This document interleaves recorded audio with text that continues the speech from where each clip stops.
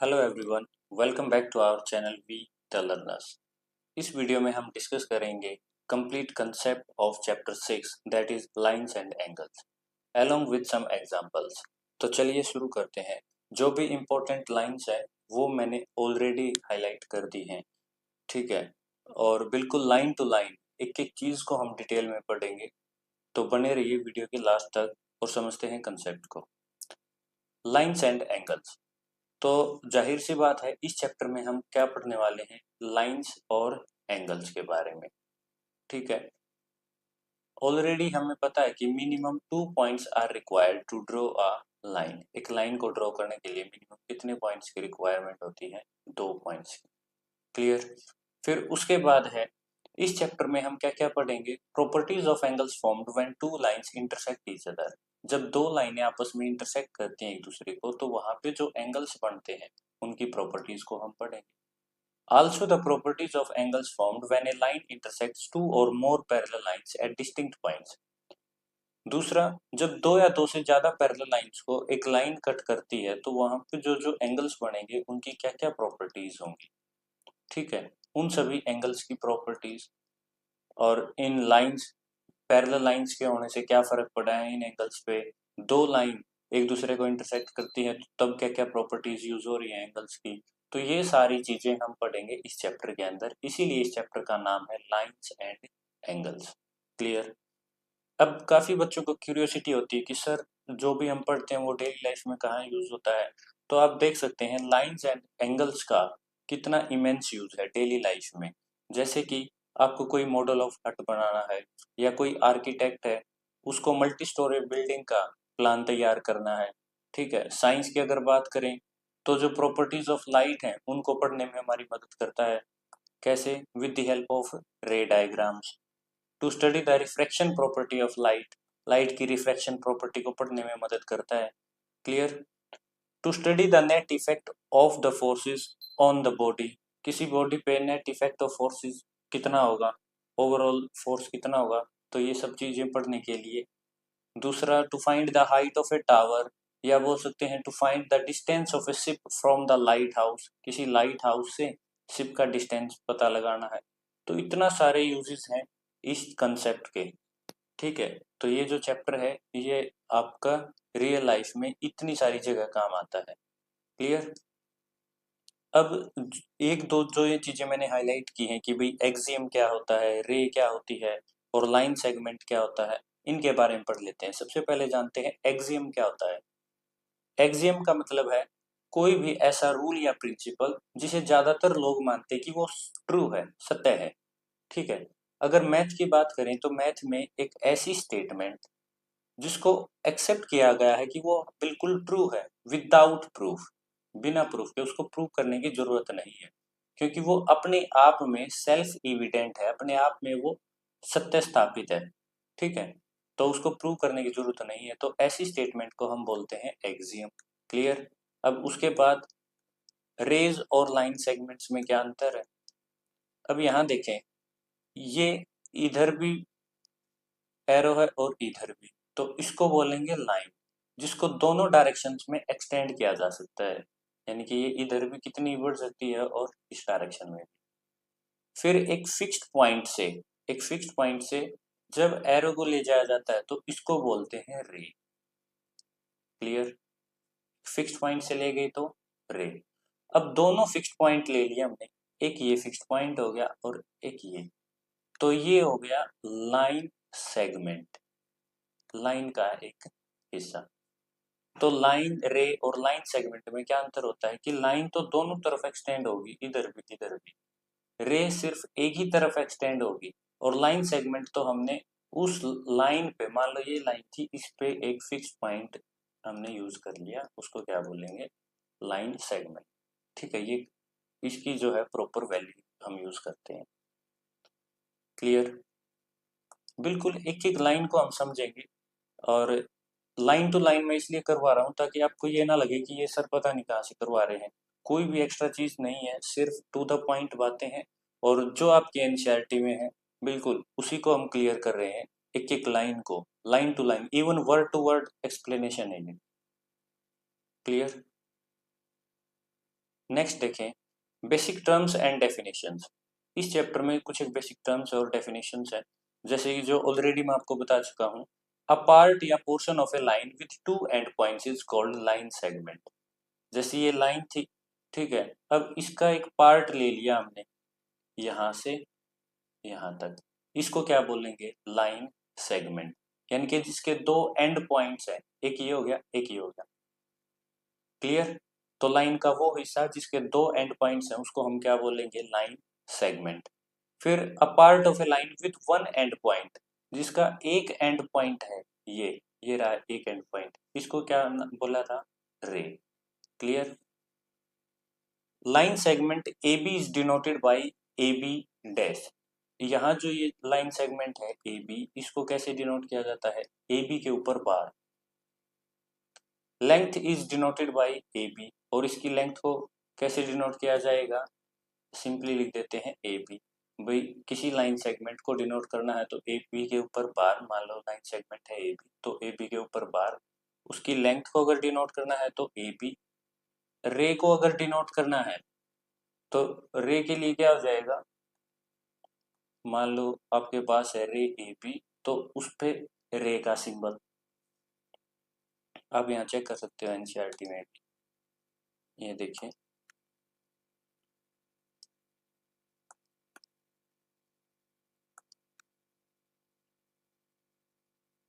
अब देखो,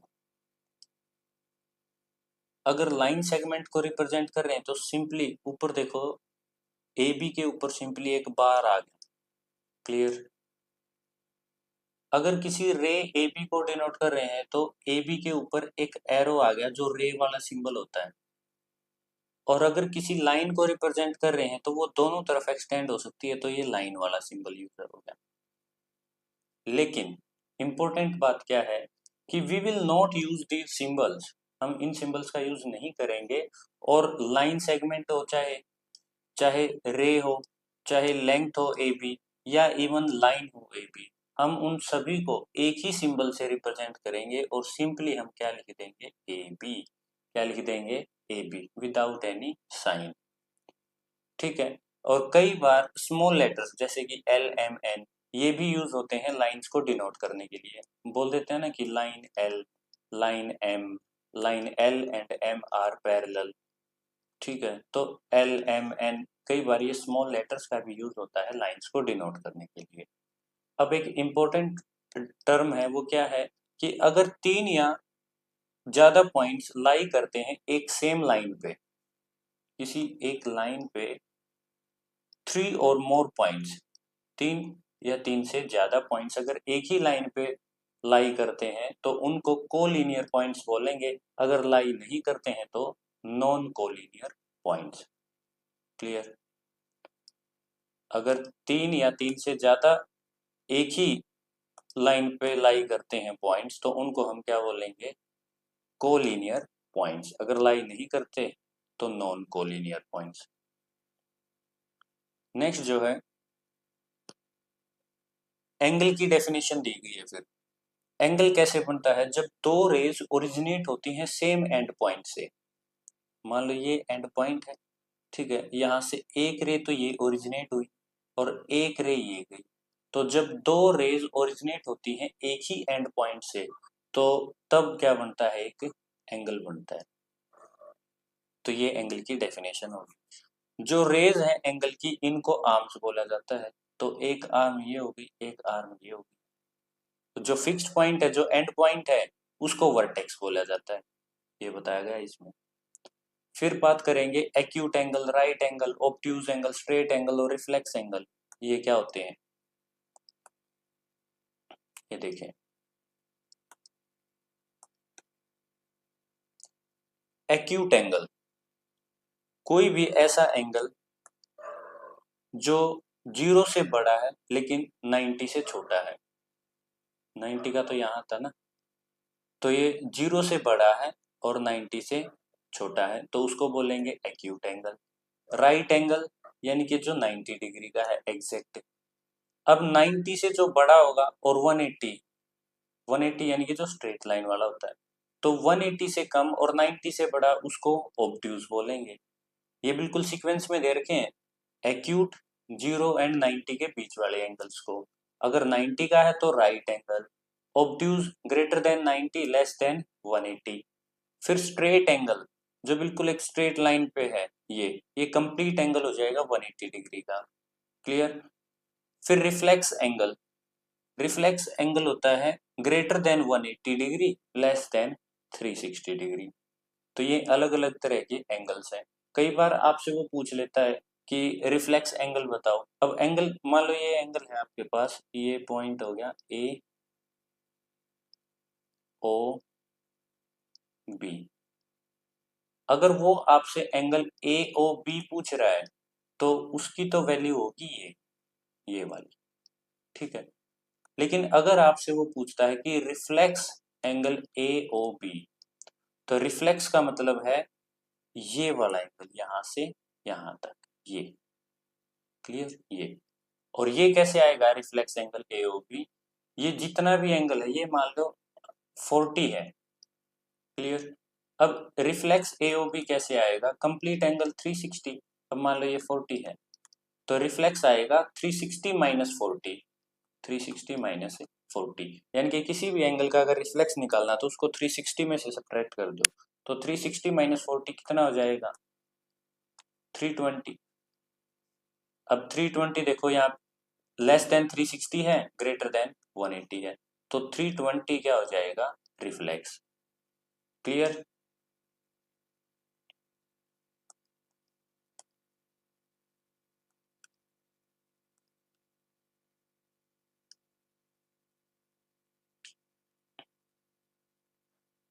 अब फिर से नेक्स्ट पेज पे फिर यही बातें बताई गई हैं कि एक्यूट एंगल 0 एंड 90 के बीच में, right angle exactly equal to 90 degree, greater than 90 less than 180 obtuse angle, बिल्कुल स्ट्रेट एंगल है that is equal to 180 degree, और जो एंगल 180 से बड़ा लेकिन 360 से कम है, रिफ्लेक्स एंगल। क्लियर। अब यहाँ पे एक और इम्पोर्टेंट डेफिनेशन आती है कि ऐसे दो एंगल्स जिनका सम 90 डिग्री है, कोई भी दो एंगल्स जिनको जोड़ने पे अगर 90 डिग्री आता है तो ऐसे एंगल्स को हम बोलेंगे कॉम्प्लीमेंट्री एंगल्स। ऐसे एंगल्स जिनको जोड़ने से 90 डिग्री आता है तो उनको हम बोलेंगे कॉम्प्लीमेंट्री एंगल्स। ठीक है, सी, कॉम्प्लीमेंट्री एंगल्स। फिर ऐसे एंगल्स जिनको जोड़ने से 180 आता है, 180, तो उनको हम बोलेंगे सप्लीमेंट्री एंगल्स, उनको हम बोलेंगे सप्लीमेंट्री एंगल्स। अब देखो यहाँ तो आपको चीजें क्लियर है, लेकिन बाद में हम कंफ्यूज हो जाते हैं, तो परमानेंट याद रखने के लिए आप छोटी सी ट्रिक यूज कर सकते हो। कॉम्प्लीमेंट्री एंगल्स का सम है 90 डिग्री और सप्लीमेंट्री एंगल्स का सम है 180 डिग्री।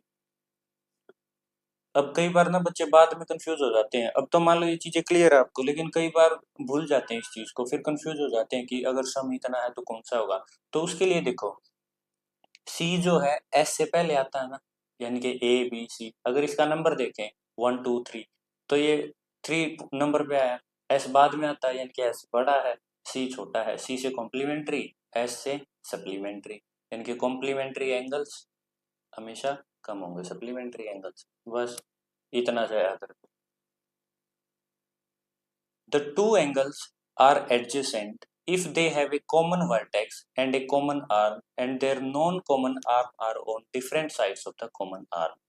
ये क्या कहना चाह रहा है आपसे कि दो एंगल्स को एडजेसेंट कब बोलेंगे आप, दो एंगल्स को आप एडजेसेंट कब कह सकते हैं कि अगर उनका एक कॉमन वर्टेक्स है। जैसे ये यहाँ दो एंगल्स है, एक ही एंगल है और एक ये है, इनका कॉमन वर्टेक्स क्या है, बी। ठीक है, दो एंगल्स को एडजेसेंट कब बोला जाएगा, जब उनका एक कॉमन वर्टेक्स हो। ठीक है भाई। उसके बाद एक कॉमन आर्म हो।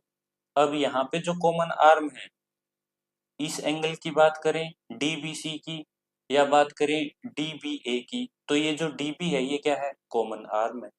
और जो नॉन कॉमन आर्म है यानी कि जो कॉमन नहीं है, वे डिफरेंट साइड पे होनी चाहिए कॉमन आर्म के। ये होगी, एक ये होगी नॉन कॉमन आर्म, एक ये, तो एक उस साइड है एक इस साइड है कॉमन आर्म के। तो इस केस में हम एंगल्स को क्या बोलेंगे, एडजेसेंट एंगल्स। यहाँ पे जो एंगल है A B D, A B D, यानी कि ये वाला एंगल, ठीक है, और DBC ये वाला एंगल, ये दोनों एंगल्स एडजेसेंट हैं क्योंकि इनकी कॉमन आर्म है BD, ठीक है, और एक कॉमन वर्टेक्स है B, और रे BA और BC कॉमन आर्म के अपोजिट साइड में। क्लियर? ठीक है, तो एडजेसेंट एंगल कौन सा होगा कि ये ऐसे दो एंगल्स जिनकी एक कॉमन आर्म हो और नॉन कॉमन आर्म्स उस कॉमन आर्म्स के अपोजिट हो, एक उधर और एक इधर, और उनका एक कॉमन वर्टेक्स हो। तो इस टाइप के एंगल्स को हम क्या बोलेंगे? एडजेसेंट एंगल्स, जो बिल्कुल पास में। Their sum is always equal to the angle formed by two non-common arms, so we can write। अब देखो, अगर इन दोनों एंगल्स का सम करेंगे तो कॉमन सी बात है, वो किसके इक्वल आएगा? जो ये नॉन कॉमन आर्म है, एक तो ये है AB और एक है CB, तो इन नॉन कॉमन आर्म्स के द्वारा जो एंगल बना है उसी के तो इक्वल आएगा, इसी के तो इक्वल आएगा इन दोनों का सम। क्लियर? तो हम क्या लिख सकते हैं कि जो एंगल ABC है वो किसके इक्वल होगा? ABC इसके इक्वल होगा इन दोनों के सम के equal, ABD plus DBC, ABD plus DBC। अब यहाँ पे ना एक चीज देखो,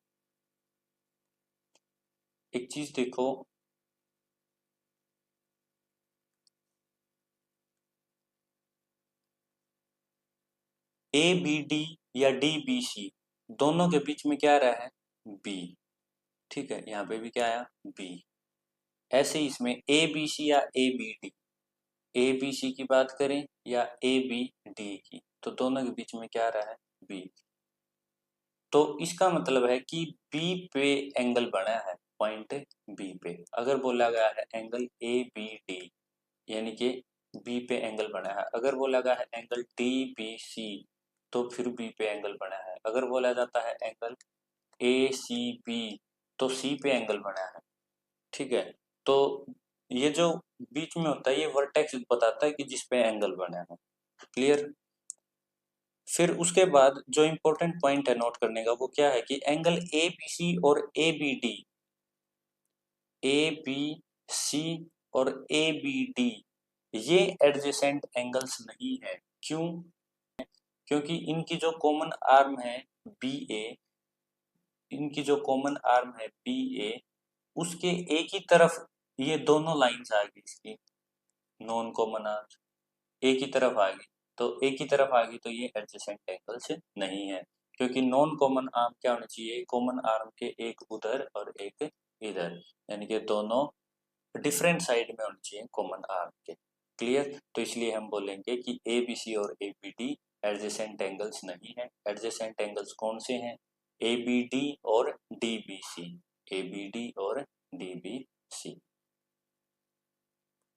फिर नेक्स्ट जो पॉइंट है कि अगर नॉन कॉमन आर्म्स BABC, जैसे कि इस फिगर में है, if the non common arms BA and BC एक लाइन बनाते हैं, नॉन कॉमन आर्म्स जैसे ये था BA और BC, अब ये BA को नीचे ले आए हम और ये एक स्ट्रेट लाइन बना रही है BA, ठीक है।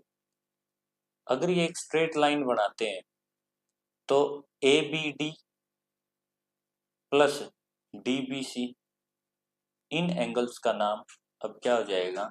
इन दोनों एंगल्स को हम क्या बोलेंगे? Linear pair of angles, linear pair of angles, और इनका सम कितना हो जाएगा? अब 180 डिग्री। क्लियर? तो लीनियर पेयर ऑफ एंगल्स का सम कितना होता है? 180 डिग्री। अब अगर मैं आपसे पूछूं कि क्या linear pair of angles adjacent angles होते हैं, तो आंसर क्या होगा कि बिल्कुल linear pair of angles adjacent angles होते हैं। क्यों होते हैं? ये देखिए, यहाँ पे देखो ABD और DBC दोनों में जो कॉमन आर्म है वो क्या है? BD, ये तो होगी कॉमन आर्म, ठीक है, और ये क्या होगी? नॉन कॉमन आर्म, और ये भी non common arm. Common arm के एक इधर है और एक इधर है, तो ये एडजेसेंट एंगल्स हैं। क्लियर? तो ये अब एक लाइन बना रही है नॉन कॉमन आर्म्स, तो इन दोनों एंगल्स को, जो कि एडजेसेंट एंगल्स भी है, अब ये एडजेसेंट एंगल्स क्या बन जाएंगे, लीनियर पेयर ऑफ एंगल्स, और इनका सम कितना हो जाएगा 180 डिग्री। क्लियर। एडजेसेंट एंगल्स में जब नॉन कॉमन आर्म एक स्ट्रेट लाइन बनाएगी तो उसको बोलेंगे, फिर वे एडजेसेंट एंगल्स क्या कहलाते हैं, linear pair of angles. Next है vertically opposite angles. Vertically opposite angles कौन से होंगे, जब दो लाइंस आपस में इंटरसेक्ट करती हैं। ठीक है, वन टू लाइंस से A B and C D, यहाँ पे ए बी और सी डी ली गई है, इंटरसेक्ट कर रही हैं पॉइंट ओ पे, तो यहाँ पे दो पेयर बनेंगे वर्टिकली अपोजिट एंगल्स के। दो पेयर कौन कौन से, एक तो बन गया एंगल ये ए ओ डी, एक बन गया एंगल सी ओ बी, फिर एक पेयर तो ये बन गया ए ओ डी और सी ओ बी का, फिर उसके बाद ये एंगल्स बन गए, एक एंगल ये बन गया ए ए ओ सी और एक बन गया डी ओ बी, ये एंगल, तो दो पेयर बन गए, टोटल 4 एंगल। तो वर्टिकली अपोजिट एंगल्स जब दो लाइनें आपस में इंटरसेक्ट करती है। अब वर्टिकली अपोजिट एंगल्स की क्या प्रॉपर्टी होती है कि ये इक्वल होते हैं। Vertically opposite angles are equal, मतलब कि मान लो ये दो लाइंस इंटरसेक्ट कर रही हैं, तो ये एंगल इसके इक्वल होगा और ये वाला एंगल इस एंगल के इक्वल होगा। Vertically opposite angles are equal. Clear. Next देखें, intersecting lines and non intersecting lines. अगर मैं आपको बोलूं कि दो डिफरेंट लाइंस है आपके पास पी क्यू और आर एस, पेपर पे ड्रॉ करो, तो आप देखेंगे कि उनको ड्रॉ करने के सिर्फ दो ही तरीके होंगे। कौन कौन से, या तो आप उनको इस तरीके से ड्रॉ करेंगे कि वो एक दूसरे को इंटरसेक्ट करें, या वो एक दूसरे के पैरेलल रहेंगे। अब आप बोलोगे सर हम ऐसे भी तो ड्रॉ कर सकते हैं, जैसे ये दो रेड लाइंस है, एक लाइन ये होगी, मान लो ये पी क्यू होगी और एक आर एस, ये ना तो इंटरसेक्टिंग है ना ये पैरेलल है। तो मैं आपको यहाँ पे करेक्ट करना चाहूंगा कि ये लाइंस इंटरसेक्टिंग है। जब आप इनको आगे प्रोड्यूस करेंगे तो ये किसी ना किसी पॉइंट पे यहाँ पे इंटरसेक्ट करेंगी। ठीक है, तो अगर नॉन पैरेलल लाइंस हैं तो वे किसी ना किसी पॉइंट पे इंटरसेक्ट करेंगी। दूसरा तरीका है कि पैरेलल लाइंस, पैरेलल लाइंस के बीच का डिस्टेंस हमेशा सेम रहता है, आप उनको चाहे कितना ही आगे एक्सटेंड करो, वो जो डिस्टेंस है उनके बीच का वो बिल्कुल सेम रहता है और वो कभी भी आपस में मिलती नहीं। तो अगर किसी पेपर पे आपको दो लाइन ड्रॉ करनी है तो उनके दो ही तरीके हैं, या तो वो इंटरसेक्टिंग लाइंस होंगी या वो पैरेलल लाइंस होंगी। इंटरसेक्टिंग लाइंस ये हो जाएंगी जो आपस में क्रॉस करेंगी, नॉन इंटरसेक्टिंग लाइंस यानी कि पैरेलल लाइंस जो कभी भी इंटरसेक्ट नहीं करेंगी। क्लियर। क्यों, अब आप बोलोगे इसको एक्सटेंड क्यों किया सर, क्योंकि लाइन की यही प्रॉपर्टी होती है, a line x tends indefinitely in both directions. Line की प्रॉपर्टी ही यही है कि वो इनडेफिनेटली एक्सटेंड करती है दोनों डायरेक्शंस में। इसलिए जब भी हम फिक्स डिस्टेंस की बात करते हैं तो हम लाइन सेगमेंट की बात करते हैं कि मान लो ये पॉइंट ए हो गया, ये बी हो गया, कि ये 5 सेंटीमीटर है या 5 मीटर है, तो वो लाइन सेगमेंट की बात कर रहे हैं जो एक लाइन का हिस्सा है। लेकिन लाइन को तो हम इनडेफिनेटली दोनों डायरेक्शंस में एक्सटेंड कर सकते हैं, बढ़ा सकते हैं। क्लियर। फिर उसके बाद है the length of the common perpendiculars at different points on these parallel lines is same. ये क्या कह रहा है कि जो ये दो पैरेलल लाइंस है इन पे आप कोई भी परपेंडिकुलर ड्रॉ करो, ठीक है, तो ये जो परपेंडिकुलर होगा ये आर एस पे भी होगा और पी क्यू पे भी होगा, यानी कि कॉमन परपेंडिकुलर हो गया। तो जितने भी कॉमन परपेंडिकुलर्स आप अलग अलग पॉइंट्स पे ड्रॉ करेंगे उनकी लेंथ हमेशा सेम रहेगी, क्योंकि उनके पैरेलल लाइंस के बीच का डिस्टेंस सेम रहता है। तो उनके बीच में जो कॉमन परपेंडिकुलर्स आप ड्रॉ करोगे, ये जैसे यहाँ पे मैंने ए बी सी डी ये ड्रॉ किया है, ठीक है, तो इनका भी डिस्टेंस क्या होगा, बिल्कुल सेम रहेगा, क्योंकि distance between two parallel lines is always equal. Clear. तो यहाँ पे जो दो परपेंडिकुलर ड्रॉ किए मैंने ए बी और सी डी, ये दोनों इक्वल होंगे।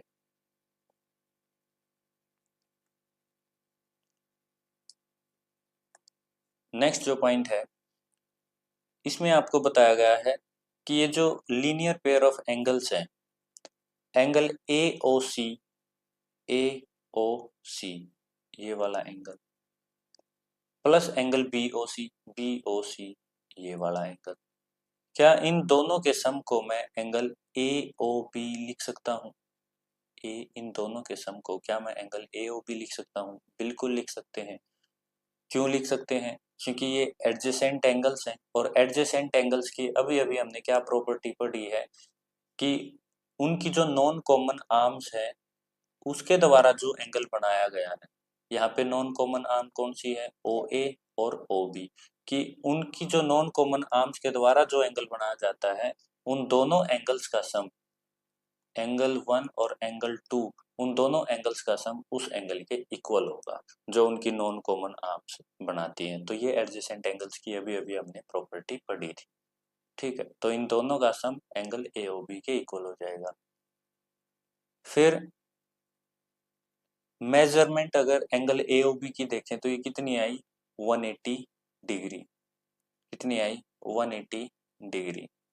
अब यहाँ पे रीजन पूछ रहा है आपसे कि ऐसा क्यों? जो ये एंगल है ए ओ बी, ये 180 डिग्री क्यों आया? क्यों आया? क्योंकि स्ट्रेट लाइन पे एंगल कौन सा होता है? स्ट्रेट एंगल, और जिसका मेजर कितना होता है? 180 डिग्री। तो ये जो नॉन कॉमन आर्म्स है, ये ए ओ बी एक स्ट्रेट लाइन बना रही है, जिसकी वजह से इन दोनों एंगल्स का सम कितना हो जाएगा? 180 डिग्री। तो हम क्या लिख सकते हैं? Angle A O C plus angle B O C is equal to 180 degree. Clear? अब इस डिस्कशन से हम एक एक्सियम पे पहुंचते हैं। एक्सियम मैंने बताया कि उसको प्रूव करने की जरूरत नहीं होती, वो ऑलरेडी सेल्फ एविडेंट है। तो एक एक्सियम पे पहुंचते हैं हम, वो क्या है कि if a ray stands on a line, अगर एक रे है किसी लाइन पे, मान लो ये कोई लाइन है और इस पे एक रे है, clear, then the sum of two adjacent angles, तो दो एडजेसेंट एंगल बनेंगे, एक ये और एक ये मान लो एंगल 1 है, ये एंगल 2 है, तो इन दोनों एडजेसेंट एंगल्स का सम कितना होगा? 180 डिग्री। क्लियर? अगर एक रे लाइन पे है तो दोनों एडजेसेंट एंगल्स का सम कितना होगा? 180 डिग्री। और when the sum of two adjacent angles is 180 degree, और जब दोनों दो एडजेसेंट एंगल्स का सम 180 डिग्री होता है तो उनको हम क्या बोलते हैं? Linear pair of angles. Linear pair of angles.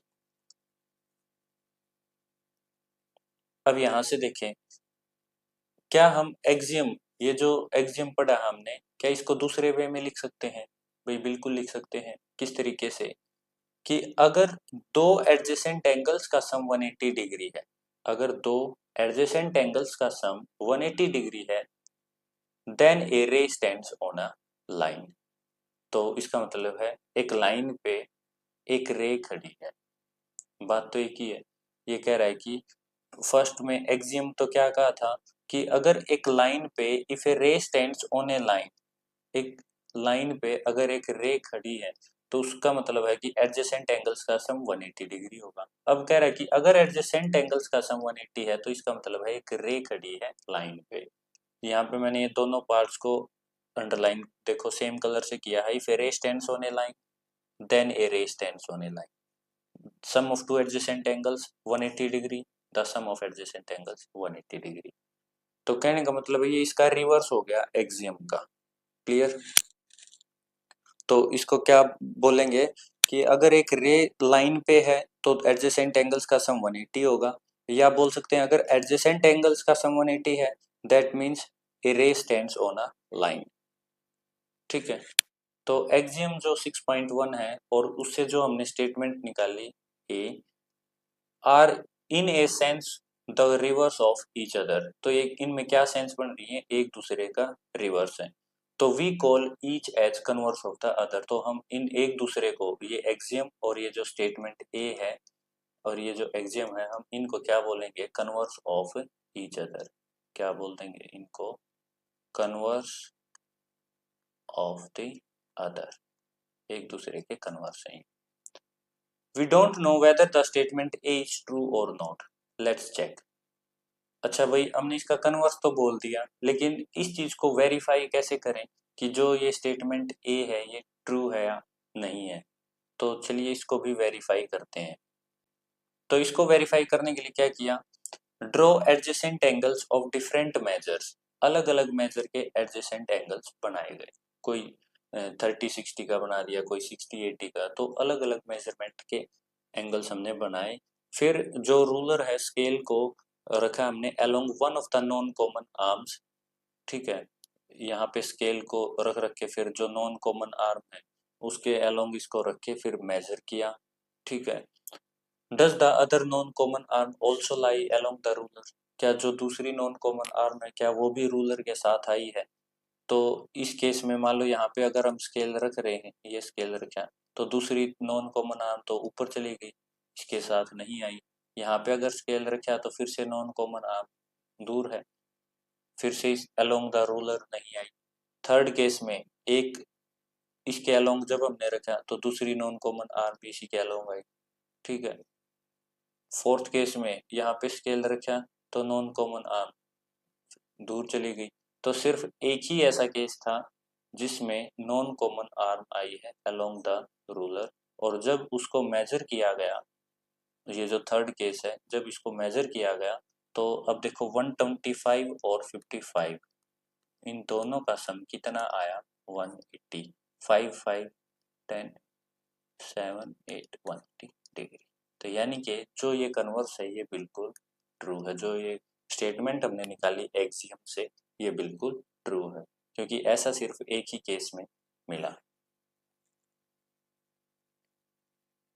तो ये कह रहा है कि only in figure 6.7 third part both the non common arms lie along the ruler.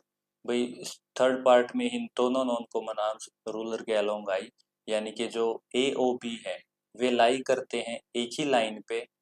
और जब पॉइंट्स, अभी हमने डेफिनेशन पढ़ी थी कि जब 3 पॉइंट्स या 3 से ज्यादा पॉइंट्स एक ही लाइन पे लाई करते हैं तो उनको क्या बोलते हैं, कोलिनियर पॉइंट्स। तो ए ओ बी लाई कर रहे हैं सेम लाइन पे और ray O C stand on it, also angle A O C और सी ओ बी 180 डिग्री। इसका मतलब जो स्टेटमेंट ए है वो बिल्कुल ट्रू है। तो इस एक्सियम को हम क्या कह सकते हैं कि अगर sum of two adjacent angles is 180 degree then the non common arms of the angles form a line। तो इसको हम इस वे में भी कह सकते हैं कि अगर sum of two adjacent angles is 180 degree तो जो नॉन कॉमन आर्म्स होंगी वो एक लाइन बनाएंगी। यहाँ पे लाइन वो कौन सी बना रहे हैं, A O B. Clear. The two axioms above together is called the linear pair axiom. और ये जो दो एक्सियम हमने पढ़े हैं इनको नाम दे दिया गया linear pair axiom. If two lines intersect each other then vertically opposite angles are equal, कि अगर दो लाइनें इंटरसेक्ट कर रही हैं तो वर्टिकली अपोजिट एंगल्स इक्वल होंगे। मान लो यहाँ पे दो लाइंस इंटरसेक्ट कर रही हैं ए बी और सी डी, तो ये पूछ रहा है कि जो एंगल ए ओ डी ये वाला इसके इक्वल होगा और ए ओ सी ये वाला इसके इक्वल होगा। ये प्रूव कर सकते हैं हम, इसको कैसे प्रूव कर सकते हैं, देखें। Two lines intersect each other, यहाँ पे ए बी और C D two lines intersect कर रही हैं पॉइंट ओ पे, तो दो pair of vertically opposite angles बनते हैं ए ओ सी और बी ओ डी।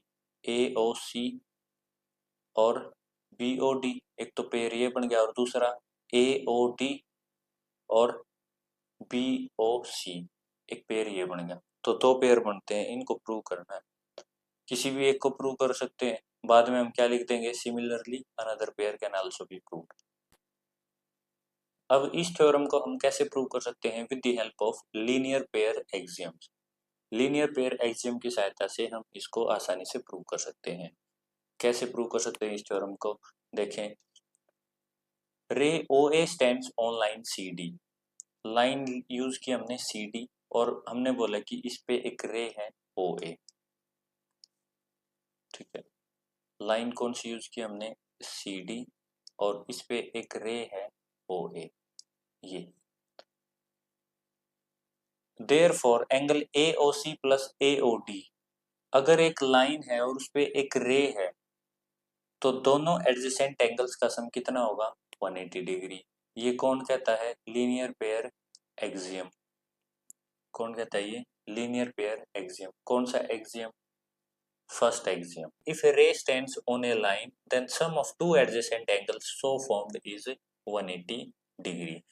कि अगर कोई रे है एक लाइन पे तो जो दो एडजेसेंट एंगल्स बनेंगे उनका सम कितना हो जाएगा 180 डिग्री। तो यानी कि एक एंगल ये और एक एंगल ये, इन दोनों का सम कितना हो जाएगा 180 डिग्री। तो हमने लिख दिया भाई angle AOC plus angle AOD दोनों का सम 180 डिग्री। क्लियर। फिर उसके बाद angle AOD plus BOD, AOD plus BOD इनका भी सम 180 डिग्री। कैसे हुई, अब देखो AOD और BOD को, ये एंगल और ये एंगल, इन दोनों एंगल्स का भी सम 180 डिग्री। क्यों, अगर हम लाइन कंसीडर करें AB और उस पे एक रे है OD तो ये इन दोनों एंगल्स का भी सम कितना हो जाएगा 180 डिग्री। ठीक है, same axiom linear pair axiom first. ठीक है, तो हमारे पास दो इक्वेशंस आएगी, रीजन मैंने आपको बता दिया। फिर दोनों इक्वेशंस को हम इक्वेट करेंगे तो AOC भाई राइट हैंड साइड इक्वल है तो लेफ्ट हैंड साइड भी इक्वल होंगे, तो AOC plus AOD, AOC plus AOD equal होगा AOD प्लस BOD के। AOD से AOD कैंसिल आउट तो AOC आ गया BOD के। क्लियर। अब AOC ये वाला एंगल BOD के इक्वल आ गया, यानी कि ये हमने प्रूव कर दिया एक पेयर इक्वल है। तो एक पेयर इक्वल प्रूव होते ही दूसरे को हम क्या लिख देंगे similarly it can be proved that, फिर दूसरे पेयर को भी हम इसी तरीके से प्रूव कर देंगे। ठीक है, सिंपली हमने क्या यूज किया है लीनियर पेयर एक्सियम यूज किया है। क्या किया हमने, इस एंगल का सम और इस एंगल का सम 180 दिखा दिया, फिर इस एंगल को इसके साथ भी कंबाइन करके 180 दिखा दिया, तो ये दोनों में कॉमन आएगा ये वाला एंगल, तो ये दोनों से कैंसिल आउट हो जाएगा, ये और ये इक्वल प्रूव हो जाएंगे। ठीक है, नेक्स्ट देखें, मान लो अगर सम ऑफ टू क्वांटिटीज ए और बी, दो क्वांटिटीज हैं ए और बी और उनका सम दे रखा है आपको 100 और ए रेशो बी है 2:3 और आपको बोला जाए ए और बी क्वांटिटीज को फाइंड आउट करो, तो उस केस में क्या हम कैसे निकालते हैं, जो रेशो गिवन है, अब ए का रेशो क्या है 2, ठीक है, और बी का कितना है 3, ये बी का हो गया 3, रेशो का सम कितना है 5, 2 प्लस 3 5, 2 प्लस 3 5, ए की वैल्यू निकाल रहे हैं तो ए का रेशो था 2, रेशो का सम था 5, बी की वैल्यू निकाल रहे हैं तो बी का रेशो था 3, रेशो का सम था 5, मल्टीप्लाई कर देते हैं जो उन दोनों क्वांटिटीज का सम है, यानी कि ए प्लस बी कितना है 100, तो 100 से मल्टीप्लाई कर दिया, तो जब इसको सोल्व किया तो ये आया 40 और बी को सोल्व किया तो ये आया 60। ठीक है, वेरीफाई कैसे कर सकते हैं, 40:60 को रखो, इनको ए की वैल्यू आएगी 40, बी की वैल्यू आएगी 60, तो 40:60 कट आउट करोगे तो 2:3। तो यानी कि जब भी आपको दो क्वांटिटीज दी जाए उनका रेशो और उनका सम अगर आपको पता है तो इजीली आप उन दोनों क्वांटिटीज को निकाल सकते हैं। करना क्या है, जो रेशो है उसको मान लो जो क्वांटिटी निकाल रहे हैं उसका रेशो रखा, डिवाइड में उस कंप्लीट रेशो का सम और फिर मल्टीप्लाई कर देंगे उन दोनों क्वांटिटीज के सम के साथ। ठीक है, जैसे ए निकालना था तो ए का रेशो कितना है, तो सम कितना है 5 मल्टीप्लाई बाई 100, ये 5 यहाँ पे भी सेम रहा, दोनों रेशो का सम और दोनों क्वांटिटीज का सम, ऐसे इसमें दोनों रेशो का सम दोनों क्वांटिटीज का सम, सिर्फ ऊपर वाले चेंज हो जाएंगे, ए का रेशो 2 था बी का रेशो 3 था, तो क्वांटिटीज आ जाएंगी 40 60। ठीक है, इस तरीके से। अब आ जाओ एग्जांपल 1 पे, दो लाइन्स हैं पी क्यू और R S, P Q R S एक दूसरे को इंटरसेक्ट कर रही हैं पॉइंट ओ पे, P O R, P O R ये वाला जो एंगल है ये, POR, ROQ, ROQ ये वाला जो एंगल, इन दोनों का रेशो दे दिया 5:7। एंगल्स को फाइंड आउट करना है, ऑल द एंगल्स, सारे एंगल्स को फाइंड आउट करना है। अब देखो जब दो लाइंस इंटरसेक्ट कर रही हैं तो सबसे पहला तो आपके दिमाग में ये आना चाहिए कि जो अपोजिट एंगल्स होंगे वो इक्वल होंगे, यानी कि जो POR है वो किसके इक्वल होगा, QOS के, और जो ROQ है वो किसके इक्वल होगा, POS के। तो वर्टिकली अपोजिट एंगल्स इक्वल होंगे जब दो लाइंस इंटरसेक्ट कर रही हैं।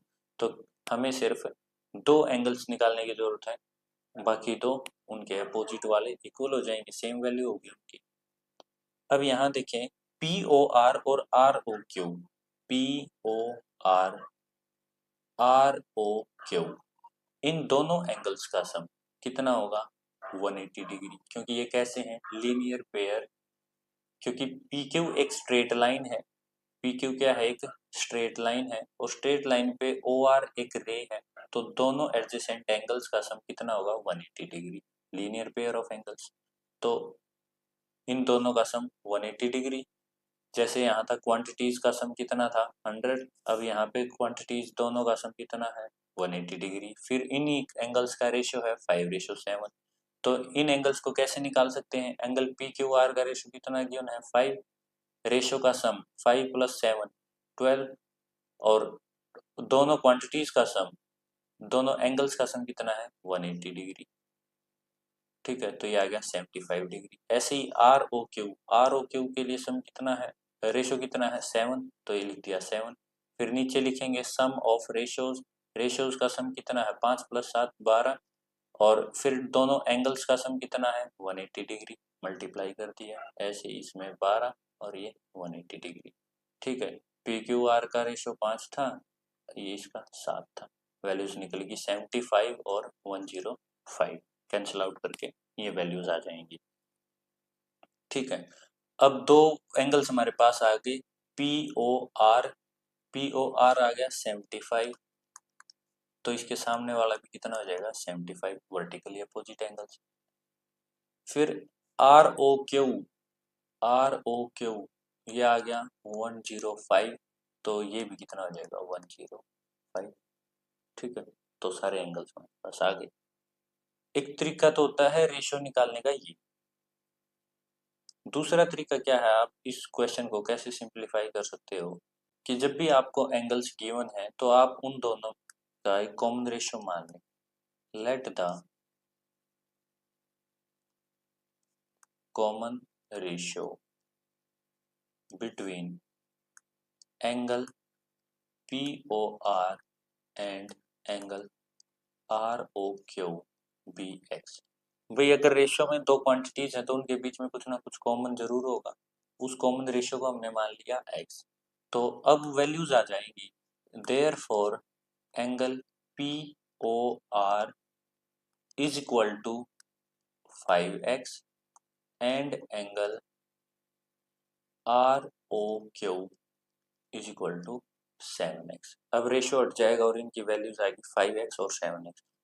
ये कॉमन क्यों मानते हैं हम इनके बीच में, अब देखो अगर इनका रेशियो निकालोगे आप 5x बाई 7x, x से x कैंसिल आउट हो जाएगा क्योंकि x दोनों में कॉमन रेशियो था।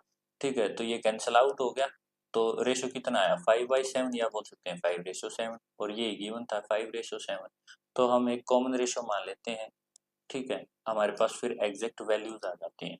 तो कॉमन रेशियो मान लिया दोनों के बीच का x, तो रेशियो हट के इनकी वैल्यूज आ गई 5x और 7x। तो POR ये आ गया आपके पास 5x और ROQ ये आ गया 7x। क्लियर। अब ये जो फर्स्ट प्रॉपर्टी थी POR प्लस ROQ, दोनों का सम कितना है, 180 डिग्री। क्यों है, क्योंकि लीनियर पेयर ऑफ एंगल्स है, तो ये लिखेंगे यहाँ पे। ठीक है, angle POR plus angle ROQ, दोनों का सम कितना है, 180 डिग्री। ब्रैकेट में रीजन स्पेसिफाई करेंगे कि linear pair of angles. POR कितना है, 5x, ROQ कितना है, 7x is equal to 180 degree. 5x और 7x 12x is equal to 180 degree. x is equal to 180/12 तो कितना आएगा ये 15। x की वैल्यू आ गई 15। x की वैल्यू 15 है तो it implies angle P O R कितना हो जाएगा 5x है, यानी कि 5 इंटू एक्स की वैल्यू 15 75। तो पी ओ आर कितना आ गया 75। ये देखिए यहाँ पे 75। फिर एंगल आर ओ क्यू जो कि 7x था, तो 7 इंटू एक्स कितना है 15 105 ये वैल्यू है। ठीक है, तो आप इस तरीके से भी इस टाइप के सम को सोल्व कर सकते हैं। फिर देखें एग्जाम्पल 2। एग्जाम्पल 2 में कह रहा है कि ray O S stand on line P O Q. एक लाइन है पी ओ क्यू, उस पे रे है ओ एस। ठीक है, ये जो रेड कलर से हाईलाइट कर रखी है। फिर रे ओ आर और ओ टी एंगल बाइसेक्टर हैं पी ओ एस और एस ओ क्यू की रेस्पेक्टिवली कब लिखा जाता है कि जो फर्स्ट है वो फर्स्ट वाले एंगल का बाइसेक्टर है उससे रिलेटेड है और सेकंड वाली चीज से रिलेटेड है, तब रिस्पेक्टिवली लिखा जाता है। यानी कि जो रे ओ आर है वो किसकी बाइसेक्टर है पी ओ एस की, और जो रे ओ टी है वो किसकी बाइसेक्टर है एस ओ क्यू की। ठीक है, फिर आप ये दो रे और निकाली गई, यानी कि ये एंगल इसके इक्वल है, ये एंगल इसके इक्वल है, तो ये बाइसेक्टर्स है। एंगल पी ओ एस की वैल्यू दे दी X, angle P O S ये बता दिया आपको एक्स है। आर ओ टी निकालना है, आर ओ टी ये वाला एंगल आपको फाइंड आउट करना है। अब इस केस में कैसे फाइंड आउट करेंगे, सबसे पहले linear pair axiom. Linear pair क्या कहता है कि जो एंगल पी ओ एस है, लीनियर पेयर, अभी इन दोनों रेज को भूल जाओ, इसको भी और इसको भी, सिर्फ एक रे याद रखो जो है ओ एस। ठीक है, अब रे ओ एस है पी क्यू पे, जो फर्स्ट लाइन है ना कि ray O S stand on a line P O Q, ये लाइन पी ओ क्यू है, इस पे एक रे है, तो एक ये एंगल बनेगा एक ये, और इन दोनों का सम कितना होगा 180 डिग्री। क्लियर। अब इसमें पी ओ एस की वैल्यू एक्स गिवन है, भाई ये जो इतना सारा ये यहाँ से यहाँ तक का जो एंगल है ये एक्स है। ठीक है, इसका पता नहीं तो लिख दिया भाई ये H it is P O S की जगह x plus S O Q is equal to 180 degree. S O Q की वैल्यू कितनी हो जाएगी 180 माइनस एक्स, तो यानी कि ये वाला जो एंगल आएगा ये कितना आएगा 180 माइनस एक्स, यानी कि एक लाइन पी ओ क्यू, ये कह रहा है कि इस पे एक रे है जिसका नाम है ओ एस, तो दो एंगल बनेंगे, पी ओ एस जो है ये एक्स है तो ये कितना हो जाएगा 180 माइनस एक्स, क्योंकि इन दोनों का सम कितना होता है 180 डिग्री। क्लियर। फिर नेक्स्ट पॉइंट देखो, उसने क्या बोला कि रे ओ आर बाइसेक्ट कर रही है एंगल पी ओ एस को, जो रे है ओ आर ये वाली रे बाइसेक्ट कर रही है पी ओ एस को, यानी कि ये वाला एंगल इसके इक्वल है। ठीक है भाई, ये इसके इक्वल है, यानी कि R O P is equal to R O S. क्या मतलब होगा इसका, angle R O P is equal to angle R O S, और दोनों ये दोनों एंगल किसके इक्वल हो जाएंगे, half of angle P O S, क्योंकि पूरा एंगल कितना है पी ओ एस। ठीक है, और पी ओ एस की वैल्यू कितनी है एक्स, तो यानी कि हाफ ऑफ एक्स यानी कि एक्स बाई 2। भाई ये पूरा एंगल यहाँ से लेके यहाँ तक एक्स है, फिर इन दोनों के इस एंगल के बीच में एक बाइसेक्टर रे गई, तो ये इस एंगल को बांट देगी, एक्स बाई 2 ये हो जाएगा और एक्स बाई 2 ये हो जाएगा। भाई पी ओ एस क्या था एक्स, यहाँ से एक रे गई जिसका नाम था ओ आर, तो ये भी एंगल एक्स बाई 2 हो जाएगा और ये भी एंगल एक्स बाई 2। क्लियर, दोनों की वैल्यूज आ गई। इसी प्रकार जो टी ओ क्यू है, तो दोनों एंगल्स यानी कि टी ओ क्यू और टी ओ एस, ये दोनों एंगल्स किसका हाफ हो जाएंगे कंप्लीट एंगल का, और कंप्लीट एंगल कितना था 180 माइनस एक्स, तो 180 माइनस एक्स का हाफ हो जाएंगे।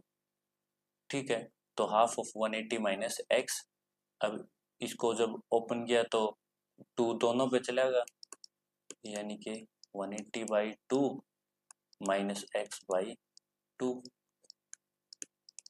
90 माइनस एक्स बाई 2, तो ये इसकी वैल्यू आ गई। ठीक है, अब ध्यान दो, एंगल निकालना है R O T, R O T, ये एंगल आर ओ टी यहाँ से यहाँ तक, ये किस किस से मिलके बना है, एक तो आर ओ एस से, आर ओ एस की वैल्यू ये आ गई एक्स बाई 2, और किससे मिलके बना है एस ओ टी से, एस ओ टी की वैल्यू ये आ गई 90 माइनस एक्स बाई 2।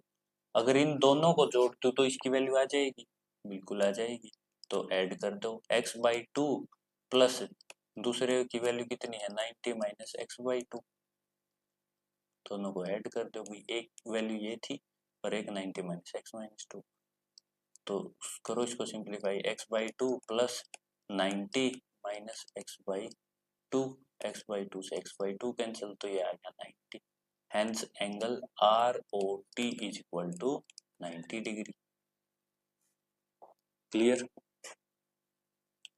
इस क्वेश्चन में सिंपली हमने क्या किया है, एक बार रिपीट कर देता हूं मैं,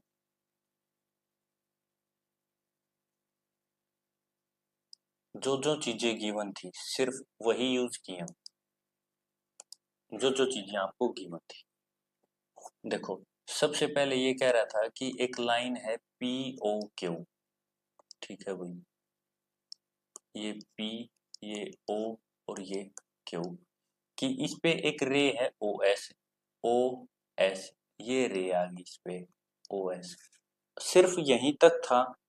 इसी, जब ये रे आई तो यहीं पे हमारे पास हमने एक एक्सियम पढ़ा है, वो क्या पढ़ा है कि अगर एक लाइन पे रे है तो जो दो एंगल्स बनेंगे, एक एंगल ये बने, एक ये, दोनों एडजेसेंट एंगल्स का सम कितना आएगा 180 डिग्री, तो यानी कि angle P O S plus S O Q 180 degree, यानी कि इस एंगल का सम और इस एंगल का सम दोनों का 180 आ गया, आ गया। फिर इसने कहा कि एक बाइसेक्टर लाइन आई है, ठीक है भाई, एक बाइसेक्टर आई और जिसका नाम है रे ओ आर, यानी कि ओ से शुरू हुई और आर पॉइंट, ये आ गया आर, ठीक है, ओ आर, जिसने इस एंगल को बाइसेक्ट किया, बाइसेक्ट करने का मतलब है ये और ये इक्वल हो जाएंगे। फिर इसने कहा कि एक रे ओ टी आई, अच्छा भाई, एक रे ओ टी आई जो दूसरे एंगल को बाइसेक्ट कर रही है, ये ओ टी है, अब इनको बाइसेक्ट कर रही है तो ये एंगल और ये एंगल भी इक्वल हो जाए। क्लियर? फिर इसने वैल्यू दी कि जो एंगल पी ओ एस है, पी ओ एस, जो यहां से यहां तक ये एंगल है पी ओ एस, इसकी वैल्यू है एक्स, यानी कि एंगल पी ओ एस, ये पूरा एंगल है एक्स, इसमें से गया ओ आर, इसने दो हिस्सों में बांट दिया, तो यानी कि ये भी कितना हो गया एक्स का हाफ और ये भी कितना हो गया एक्स का हाफ, वही हमने लिखा है कि angle R O P, R O P और किसके इक्वल हो जाएगा आर ओ एस के, दोनों इक्वल हैं, बाइसेक्ट किए हैं, तो R O P R O S के, और ये दोनों पी ओ एस का हाफ हो जाएंगे, यानी कि ये जो एंगल था इसका हाफ हो जाएंगे, ये दोनों इक्वल। फिर similarly T O Q, T O Q, ये एंगल और ये एंगल इस पूरे एंगल का हाफ हो जाएंगे, और ये पूरा एंगल, अगर मान लो ये x है, ये दे रखा है इसने x, तो ये बचा हुआ कितना हो गया 180 माइनस एक्स, तो एस ओ क्यू कितना हो गया था 180 माइनस एक्स, और ये दोनों एंगल्स इसका हाफ हो जाएंगे 180 माइनस एक्स का हाफ, तो 180 माइनस एक्स का हाफ कितना हो जाएगा 2, दोनों पे चला जाएगा 180 बाई 2 माइनस एक्स बाई 2, यानी कि 90 माइनस XY2। फिर इसने वैल्यू पूछी ROT की। ROT दो एंगल से मिलके बना है। ROT एक ROS से और SOT से। ROS की वैल्यू ये आ गई, SOT की वैल्यू ये आ गई, दोनों को ऐड करेंगे XY2 से XY2, 90 आ गई value. Clear?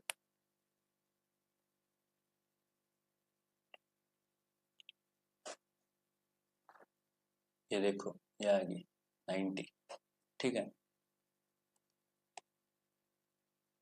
Example 3, figure given है OP, OQ, OR, OS, 4 rays हैं, 4 रेज दे दिए हैं आपको।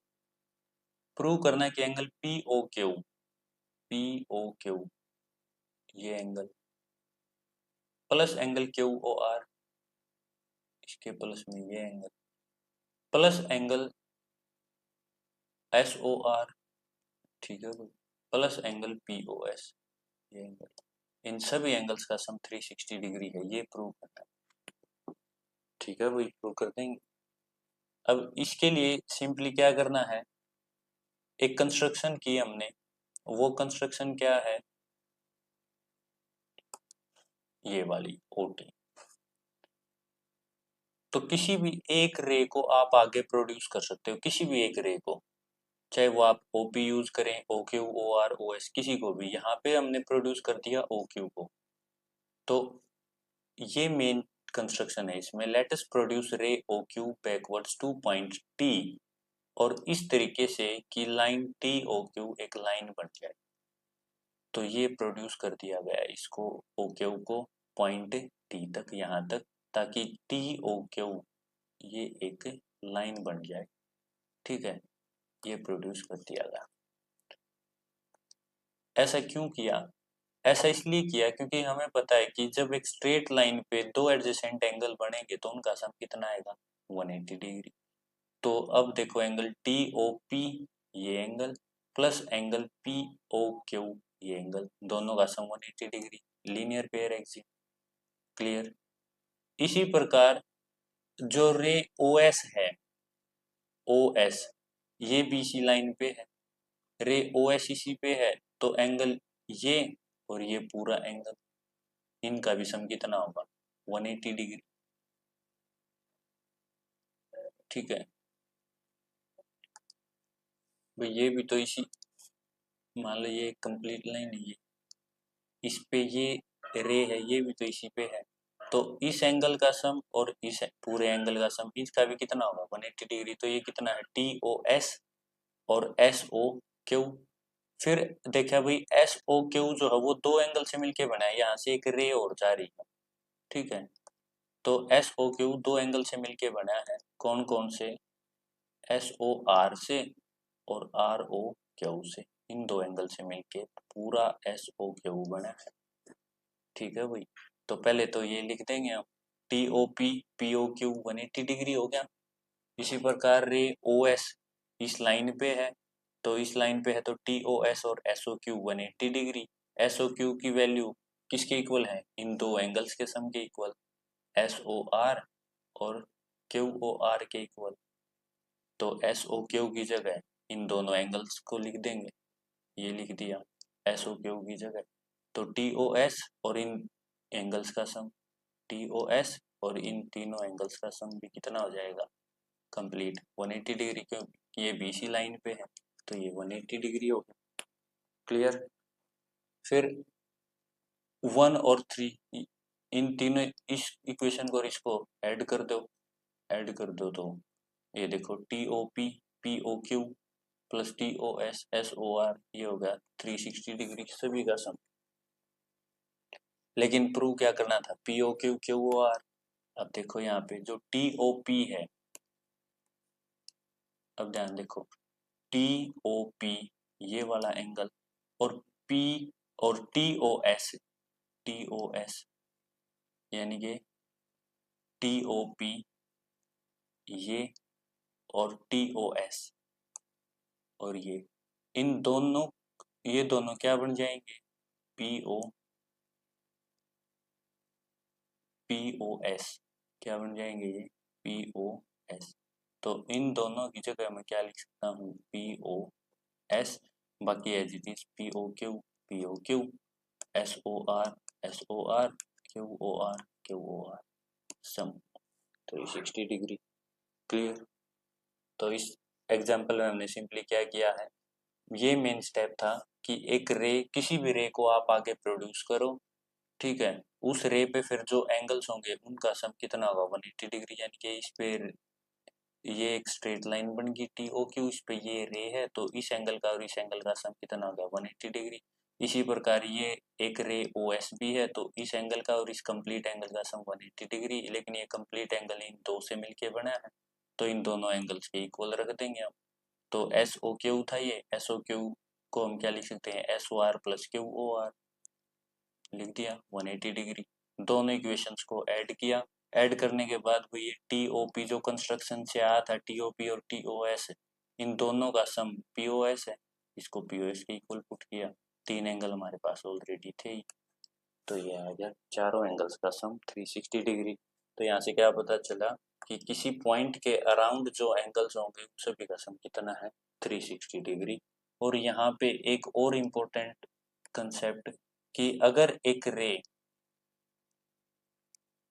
मान लो एक लाइन है और उस लाइन पे अगर कोई रे है, तो हमने देखा भी दोनों एंगल्स का सम कितना होता है, दोनों एडजेसेंट एंगल्स का सम 180 डिग्री। अगर उस पे और भी रे हैं, अगर उस लाइन पे और भी रे हैं, चाहे कितनी रे निकाल लो आप, ठीक है, तो जितने भी एंगल्स बनेंगे उन सभी का सम भी कितना होगा, मान लो एक ये एंगल बन गया, एक ये, एक ये, एक ये और एक ये, तो इन जितने भी एंगल्स बनेंगे इन सभी का भी सम कितना होगा 180 डिग्री। तो हम क्या कह सकते हैं, if there is a straight line and if a single ray stand on it or more than single ray stand on it, then the sum of all the angles formed will be 180 degree. तो ये एक important result है कि भाई अगर एक line है उस पे चाहे एक सिंगल रे है या मोर देन सिंगल रेज है, ठीक है, तो जितने भी एंगल्स बनेंगे तो उन सभी एंगल्स का सम कितना होगा 180 डिग्री। क्लियर। कंडीशन क्या होनी चाहिए, those rays must be on the same side of the line, ये जरूर ध्यान रखें, same side of the line, same side है ये सारी की सारी, तो इन एंगल्स का सम होगा 180 डिग्री। अगर सेम साइड नहीं है, इधर उधर होगी, तब ये 180 डिग्री नहीं होगा। तब हम क्या करेंगे कि इधर वाली जितनी है उनका सम 180 होगा और इधर वाली जितनी होगी उनका सम 180 डिग्री होगा। Clear. If two lines are parallel to the same line, will they be parallel to each other? Of course they will be parallel to each other। अच्छा, ये चीज समझने से पहले आप, ये एक इम्पोर्टेंट चीज है, ये समझ लो, ये चीज समझे आप एक बार। ये क्या कह रहा है कि अगर दो लाइंस पैरेलल हैं, line L M, L is parallel to M and they are intersected by a transversal से टी, कोई भी हो सकती है ट्रांसवर्सल, ठीक है, ट्रांसवर्सल, कोई ट्रांसवर्सल है, यहाँ पे उस ट्रांसवर्सल का नाम ले दिया टी।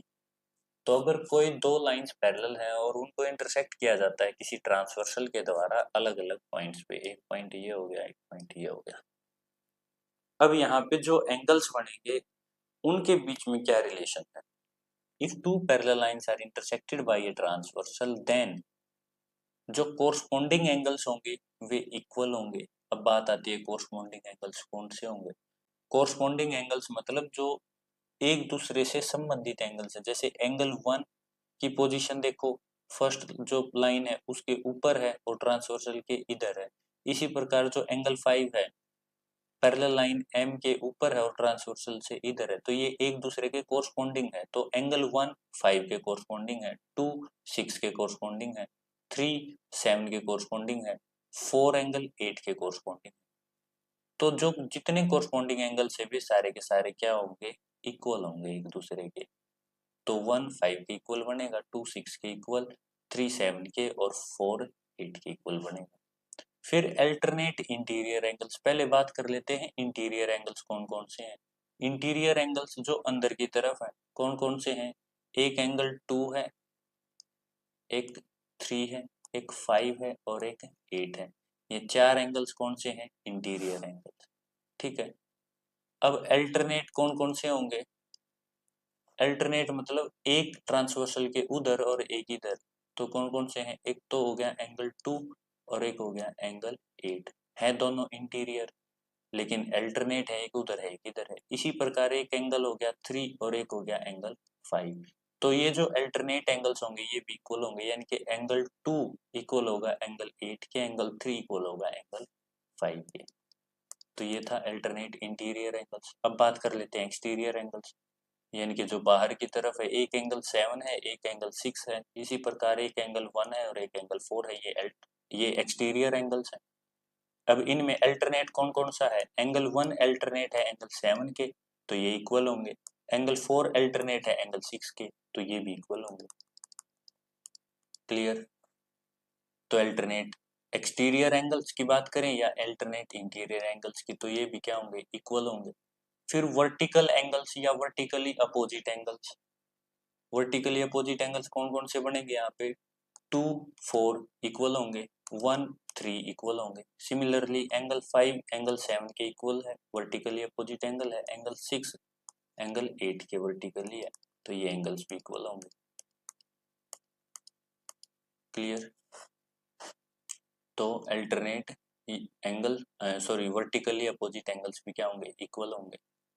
फिर जो सेम साइड ऑफ ट्रांसवर्सल है उन एंगल्स का सम कितना होगा, 180 डिग्री, चाहे वो इंटीरियर एंगल्स की बात करें या एक्सटीरियर एंगल्स की बात करें। यानी कि same side of transversal interiors की अगर बात करें तो इंटीरियर्स कौन कौन से हैं सेम साइड पे, एक तो एंगल 3 और एक 8, ये सेम साइड पे हैं, तो इनका सम कितना होगा, 180 डिग्री। दूसरे इंटीरियर एंगल्स जो सेम साइड पे हैं 2 और 5, इनका भी सम कितना होगा, 180 डिग्री। सिमिलरली जो एक्सटीरियर एंगल सेम साइड पे हैं, एंगल 4 भी ट्रांसवर्सल के लेफ्ट में है और 7 भी, और दोनों एक्सटीरियर हैं, इनका भी सम 180 होगा। इसी प्रकार ट्रांसवर्सल के राइट में देखें और एक्सटीरियर, तो ये भी एक्सटीरियर 1 है और ये भी एक्सटीरियर है, इनका भी सम कितना होगा, 180 डिग्री। क्लियर, तो ये प्रॉपर्टीज थी। फिर मैंने लिखा है वाइस वर्सा। वाइस वर्सा का मतलब है कि आप इन प्रॉपर्टीज को अपोजिट में भी यूज कर सकते हैं, यानी कि विपरीत, इसके विपरीत भी बातें ठीक होंगी। मैंने क्या बताया कि अगर दो पैरेलल लाइंस को इंटरसेक्ट किया जाता है ट्रांसवर्सल के द्वारा, तो जो कोरस्पॉन्डिंग एंगल्स होंगे, अल्टरनेट इंटीरियर एंगल या एक्सटीरियर एंगल या वर्टिकली अपोजिट एंगल्स, वे इक्वल होंगे। और जो sum of interior angle same side होगा उनका भी सम 180 डिग्री, और जो एक्सटीरियर एंगल सेम साइड है उनका भी सम 180 डिग्री, ये होगा। आप इन प्रॉपर्टीज को अपोजिट वे में यूज कर सकते हैं, वाइस वर्सा का मतलब है कि इनका उल्टा भी ठीक होगा, सिर्फ ये एक एक्सेप्शन है। इसको छोड़ के, एक्सेप्ट दिस वर्टिकल एंगल्स को छोड़ के, आप इनमें से कोरस्पॉन्डिंग एंगल्स को अगर इक्वल शो कर देते हैं, इसका मतलब लाइंस पैरेलल है, लाइंस पैरेलल है, उनको किसी ट्रांसवर्सल के द्वारा काटा गया तो कोरस्पॉन्डिंग एंगल्स इक्वल है। इसी प्रकार अल्टरनेट इंटीरियर एंगल्स या अल्टरनेट एक्सटीरियर एंगल्स अगर इक्वल है तो लाइन से पैरेलल है। Similarly sum of interior angles on the same side of the transversal अगर इक्वल है तो जो ट्रांसवर्सल जिन लाइंस को काट रही है वे लाइंस पैरेलल है। ठीक है, फिर देखें when a transversal intersects two parallel lines then the corresponding angles are always equal, जो मैंने आपको भी बता दिया। The interior angles that lie on the same side of the transversal are known as co-interior angles and the sum of co-interior angles is 180 degree, ये बताया भाई। ठीक है, जो इंटीरियर एंगल्स लाई करेंगे same side of the transversal, same side of the transversal, यही बात repeat हुई है यहाँ पे, उनको क्या बोलेंगे, इंटीरियर एंगल्स को को इंटीरियर एंगल्स, जो एक ही तरफ होंगे। यहाँ पे को इंटीरियर एंगल्स कौन कौन से हैं, 3 और 8, इनका सम कितना होगा, 180 डिग्री। या 2 और 5 ये भी इंटीरियर एंगल्स हैं, इनको भी क्या बोलेंगे, को इंटीरियर एंगल्स। क्यों, क्योंकि ये ट्रांसवर्सल के एक ही तरफ है, इनका भी सम कितना होगा, 180 डिग्री। फिर है any two lines that are intersected by a transversal, की कोई भी दो लाइंस जिनको इंटरसेक्ट किया गया है ट्रांसवर्सल के द्वारा, उन लाइंस को हम बोलेंगे वे पैरेलल हैं। कब? अगर अल्टरनेट एंगल्स इंटीरियर हो या एक्सटीरियर वे इक्वल हैं, तो हम क्या बोलेंगे कि वे लाइंस पैरेलल हैं, या वाइस वर्सा, यानी कि अल्टरनेट इंटीरियर या एक्सटीरियर एंगल इक्वल हैं तो भी लाइंस पैरेलल होंगी। ठीक है, तो यानी कि ये कंसेप्ट आपका मेन है, ये चीज। ठीक है, ये याद कर लें। यहाँ देखें, प्रूव करना है हमें कि दो लाइंस अगर पैरेलल हैं किसी तीसरी लाइन के, तो वे दोनों लाइंस आपस में भी पैरेलल होंगी। इस चीज को हम प्रूव कर रहे हैं। यहाँ देखें, एंगल बन गए 1 2 3, तीन एंगल्स हैं। एंगल 1 जो है इक्वल होगा एंगल 2 के, क्योंकि लाइन L और M पैरेलल है, M पैरेलल है L के। इसी प्रकार लाइन N भी पैरेलल है L के, तो वो एंगल 1 और 3 ये भी क्या होंगे? इक्वल होंगे। क्यों होंगे? क्योंकि ये कोरस्पॉन्डिंग एंगल्स हैं। भाई यहाँ पे हमने पढ़ा था कि लाइन के अगर दो लाइन पैरेलल हैं तो ये वाला और ये वाला क्या होता है? Corresponding angle. जैसे 1 और 5 था, ऐसे ही अगर L और M का जिक्र करें तो ये भी कोरस्पॉन्डिंग एंगल है। अगर L और N का जिक्र करें तो ये भी क्या है? कोरस्पॉन्डिंग एंगल है। तो 1 और 3 इक्वल हो जाएंगे। ठीक है, अब 1, अब यहाँ देखें 1 इक्वल है 2 के और 1 इक्वल है 3 के, तो इसका मतलब 2 और 3 भी इक्वल हो जाएंगे। क्लियर? भाई एंगल 2 की वैल्यू क्या है? एंगल 1 के इक्वल है, और एंगल 3 की वैल्यू भी क्या है? 1 के इक्वल है, तो 2 और 3 भी क्या हो जाएंगे? इक्वल हो जाएंगे। अब 2 और 3 कैसे एंगल हैं? ये वाला और ये वाला कैसे एंगल है? ये कोरस्पॉन्डिंग एंगल, और कोरस्पॉन्डिंग एंगल्स हैं तो लाइंस क्या हो जाएंगी? पैरेलल। तो यानी कि लाइन M और N भी क्या है? पैरेलल। क्लियर? ये आ गया converse of corresponding angles. Converse बोल दिया ना इसका। भाई अगर कोरस्पॉन्डिंग एंगल्स इक्वल हैं तो लाइंस पैरेलल हैं, अगर लाइंस पैरेलल हैं तो कोरस्पॉन्डिंग एंगल्स इक्वल हैं। ठीक है, तो थ्योरम की फॉर्म में हम क्या बोलेंगे? Lines which are parallel to the same line are parallel to each other. जो लाइन पैरेलल हैं किसी दूसरी लाइन के, वे आपस में भी पैरेलल होंगी। ठीक है, अब मोर देन टू लाइंस के लिए भी इस प्रॉपर्टी को हम एक्सटेंड कर सकते हैं। अब आ जाओ एग्जांपल्स पे, अगर कंसेप्ट क्लियर हो चुका है तो। पी क्यू पैरेलल है आर एस के। ठीक है भाई, पी क्यू पैरेलल है आर एस के। एम एक्स क्यू 135 है, एम एक्स क्यू ये एंगल 135 गिवन है। एम वाई आर 40 ये गिवन है। Find angle X M Y, X M Y ये एंगल आपको फाइंड आउट करना है। अब इस एंगल को फाइंड आउट करने के लिए अभी जो हमने कंसेप्ट सीखा है वो अप्लाई करेंगे। एक लाइन ड्रॉ करेंगे, draw a line A B parallel to P Q through point M. ये मेन चीज है कि एम से गुजरती हुई एक लाइन ड्रॉ कर दी हमने ए बी, और कंस्ट्रक्शन को हमेशा डॉटेड लाइन से दिखाओ। ठीक है, ए बी पैरेलल है पी क्यू के, ए बी पैरेलल है पी क्यू के। भाई ये लाइन किसके पैरेलल है?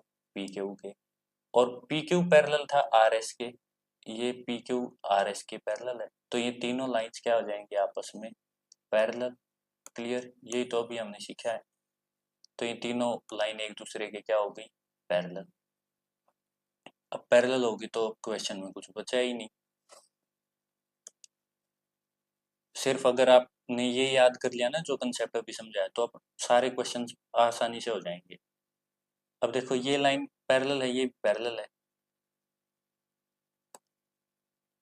लाइन पी क्यू पैरेलल है ए बी के, और एक्स एम एक ट्रांसवर्सल है। तो ये एंगल और ये एंगल क्या होंगे? Alternate angle. Alternate angle equal होंगे। If two lines are parallel और इंटरसेक्टेड बाय ए ट्रांसवर्सल, तो अल्टरनेट एंगल्स क्या होंगे? चाहे इंटीरियर की बात करें चाहे एक्सटीरियर की, तो इक्वल होंगे। तो यहाँ पे अल्टरनेट इंटीरियर एंगल्स हैं, ये इक्वल होंगे। तो ये भी कितने का आ जाएगा? 135 का। ए एम भी एक स्ट्रेट लाइन है, स्ट्रेट लाइन है तो ये कंप्लीट एंगल कितने का होगा? 180 का। कंप्लीट एंगल कितने का होगा? ये 180 का। और यहाँ से यहाँ तक 135 है, तो ये कितना आ जाएगा? 180 माइनस 135। कितना आया, 10 में से 5 गए 5, 7 में से 3 गए 4, ये आ गया 45 का। ठीक है, जब इन दो लाइंस को पैरेलल कंसेप्ट हमने यूज किया। अब ये 40 है, अब दूसरा कंसेप्ट देखो भाई,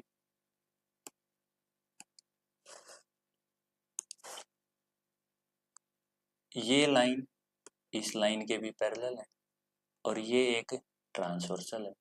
ट्रांसवर्सल है तो ये एंगल 40 का है, तो ये भी कितने का हो जाएगा, 40 का। ये भी अल्टरनेट इंटीरियर एंगल्स हो गए। पूछा हमसे क्या था, एक्स एम वाई कंप्लीट पूछा था, तो ये कंप्लीट कितना आ गया, ऊपर तो आ गया ये 45 और नीचे आ गया ये 40, दोनों को ऐड कर दो, कितना हो गया 85। क्लियर। अब देखो एग्जांपल, ये देखो 85।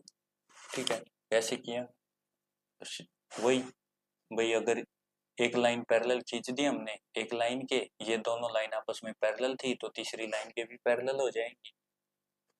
थ्योरम 6.6 यही कहती है कि lines which are parallel to the same line are parallel to each other, तो ये एक दूसरे के पैरेलल हो जाएंगे।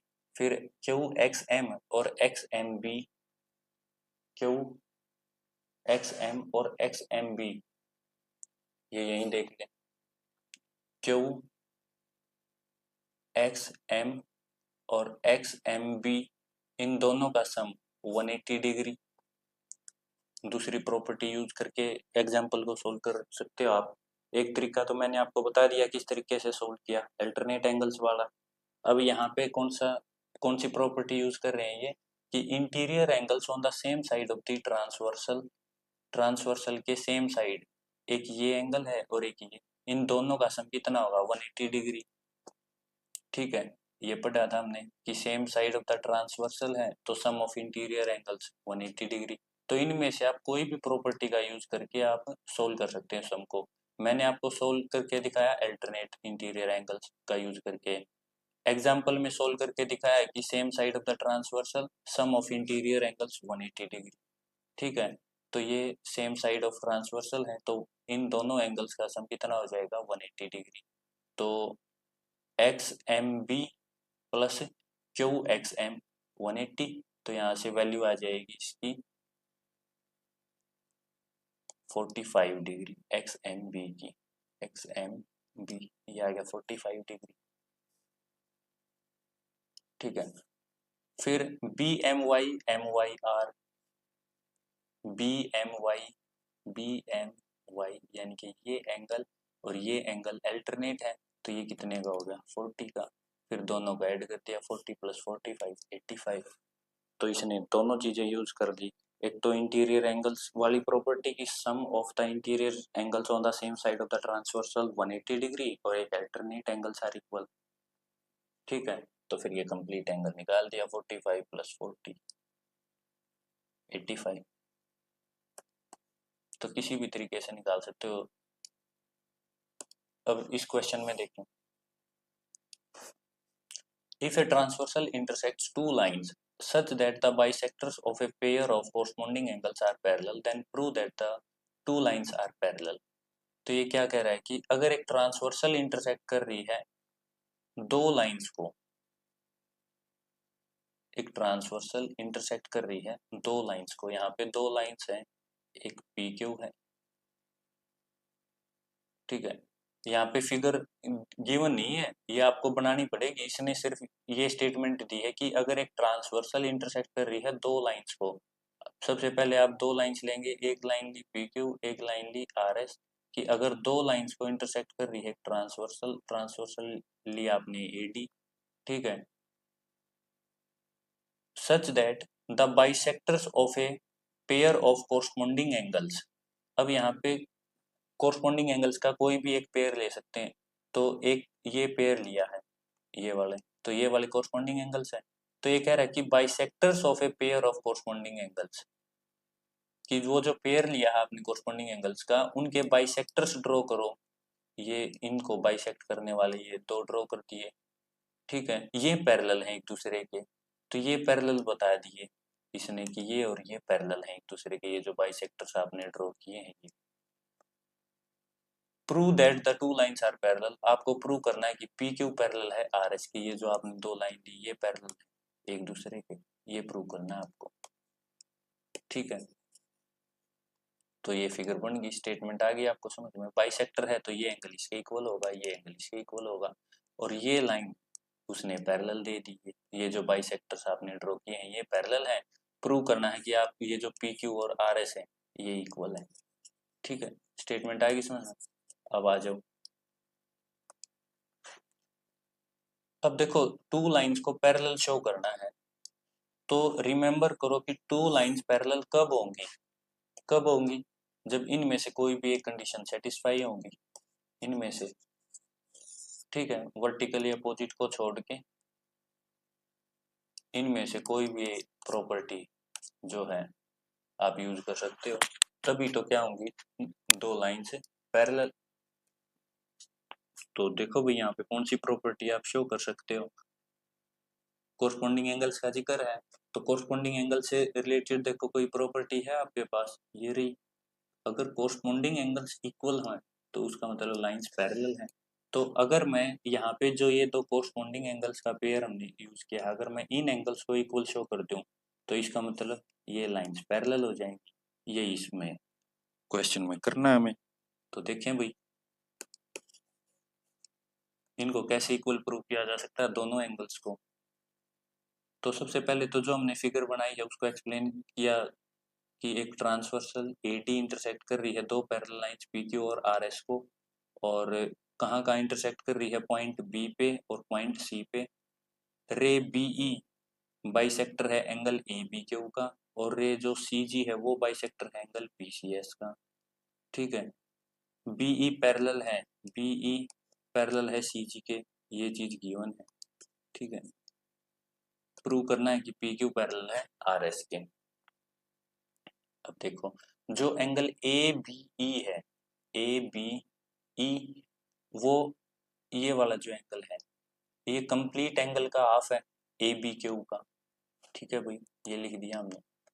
फिर बी सी जी, बी सी जी ये एंगल, ये भी क्या है कंप्लीट एंगल का, इस कंप्लीट एंगल का हाफ है ये भी, क्योंकि बाइसेक्टर है सी जी।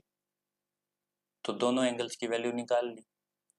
लेकिन बीई पैरेलल है सी जी के।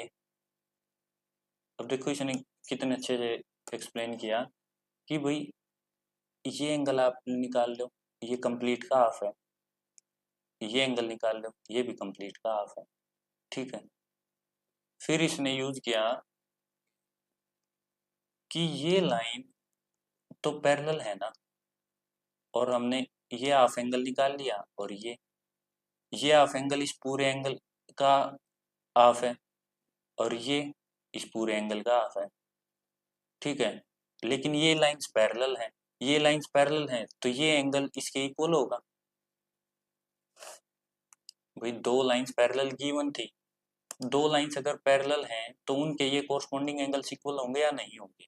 भाई ये दो लाइन है, ये जो दो लाइन है ये पैरेलल हैं, और इनको एक ट्रांसवर्सल इंटरसेक्ट कर रही है, ये ट्रांसवर्सल ने ये काटे इनको, तो ये एंगल और ये एंगल इक्वल होंगे। ठीक है, क्यों इक्वल होंगे, क्योंकि ये कोरस्पॉन्डिंग एंगल्स हैं, और इन दोनों एंगल्स की वैल्यू हमने निकाल ली। और ये दोनों एंगल्स की वैल्यू कौन कौन सी निकाली हमने, एक तो ए बी ई और एक B C ji. A B E ये वाला एंगल, और एक बी सी जी, ये कोरस्पॉन्डिंग एंगल्स हैं और ये इक्वल है। अब ये एंगल इस एंगल के इक्वल है, ये एंगल इसके इक्वल है, और यही एंगल इसके भी इक्वल है, और ये वाला इसके इक्वल है। अब बात समझो कि ये एंगल इसके भी इक्वल है, अब इसके इक्वल है, ये इसके इक्वल है, तो ये और ये इसके भी इक्वल है, तो यानी कि ये वाला ये चारों पार्ट्स आपस में क्या हो गए, इक्वल हो गए। क्लियर। ठीक है, जो चीज गिवन थी हमने उसी का यूज करके शो कर दिया भाई ये कोरस्पॉन्डिंग एंगल्स हैं, तो ये एंगल इसके भी इक्वल हो जाएगा, और ये ऑलरेडी इसके इक्वल था, ये ऑलरेडी इसके इक्वल था, तो ये चारों एंगल्स क्या हो गया आपस में इक्वल। अब सिंपली करना क्या है कि जो ये वैल्यू आपने निकाली कि A B E B C जी के इक्वल हुआ, A B E B C जी के, ए बी ई और बी सी जी दोनों की वैल्यू आपने निकाल रखी थी, इस इक्वेशन में पुट कर दो। इस इक्वेशन में पुट करो, half of A B Q is equal to half of B C S, half से हाफ कट गया तो ए बी क्यू किसके इक्वल आ गया, बी सी एस के, यानी कि कंप्लीट एंगल आ गया। अब ये कि A B Q B C S के, और ये एंगल्स कैसे हैं, कोरस्पॉन्डिंग एंगल्स। किसके कोरस्पॉन्डिंग एंगल्स हैं, इन दो लाइंस के कोरस्पॉन्डिंग एंगल्स हैं। अगर कोरस्पॉन्डिंग एंगल इक्वल हैं तो ये दो लाइंस क्या हो जाएंगी, पैरेलल हो जाएंगी। क्लियर। ए बी पैरेलल है सी डी के, ये इसके पैरेलल है। सी डी पैरेलल है ई एफ के, सी डी पैरेलल है ई एफ के। B E F 55 degree, X Y Z की वैल्यूज निकालनी है। ठीक है। अब देखो इस क्वेश्चन को भी करने के कई सारे तरीके हैं, अगर वे सारी प्रॉपर्टीज आपको आती हैं तो ये आसानी से हो जाएगा, किसी भी तरीके से आप कर सकते हो। ये एंगल 55, ठीक है।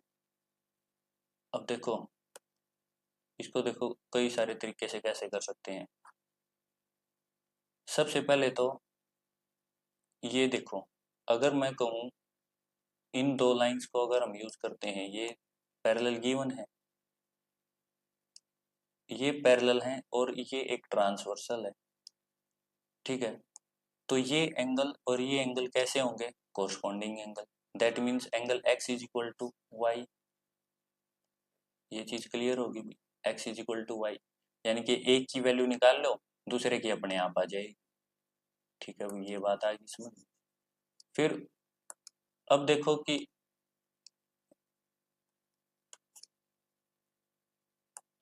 ये साइड सी डी इसके भी पैरेलल गिवन है, ये इसके भी पैरेलल है। अब ये ट्रांसवर्सल है, तो ये जो एंगल्स हैं ये इंटीरियर एंगल्स हैं और सेम साइड में है, इनका सम कितना होगा, 180 डिग्री, यानी कि y plus 55 interior angles on the same side of the transversal, तो 180 डिग्री ये आ गया 180 डिग्री। यहाँ से y की वैल्यू कितनी आएगी 125, और हमें पता है कि भाई x y के इक्वल है, तो x की भी वैल्यू कितनी आएगी 125। क्लियर। तो एक्स वाई की वैल्यू आ गई आपके पास।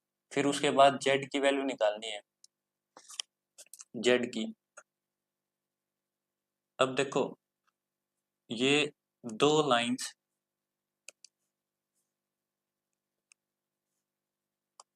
ए बी और ई एफ पैरेलल हैं एक दूसरे के, ठीक है। और यहाँ पे ये 90 डिग्री का एंगल है। अब 90 डिग्री का ये एंगल है, यानी कि इन दोनों का हमने क्या पढ़ा था प्रॉपर्टी कि इनके बीच का डिस्टेंस बिल्कुल सेम होता है, और जो एक पे परपेंडिकुलर है वो दोनों का कॉमन परपेंडिकुलर होता है, तो यानी कि ये एंगल भी कितने का हो जाएगा 90 का, यानी कि जेड प्लस 55 कितना हो जाएगा 90, जेड प्लस 55।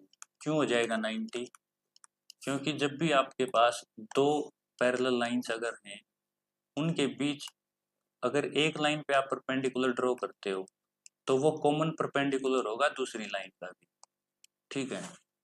ये, या आप सिंपली ये भी फॉर्मूला मतलब ये भी प्रॉपर्टी यूज कर सकते हो, भाई ये दो लाइंस पैरेलल हैं, ये एक ट्रांसवर्सल है, तो इंटीरियर एंगल एक ये हो गया, एक ये, same side of the transversal, इनका सम कितना होगा, कितना होगा 180 डिग्री।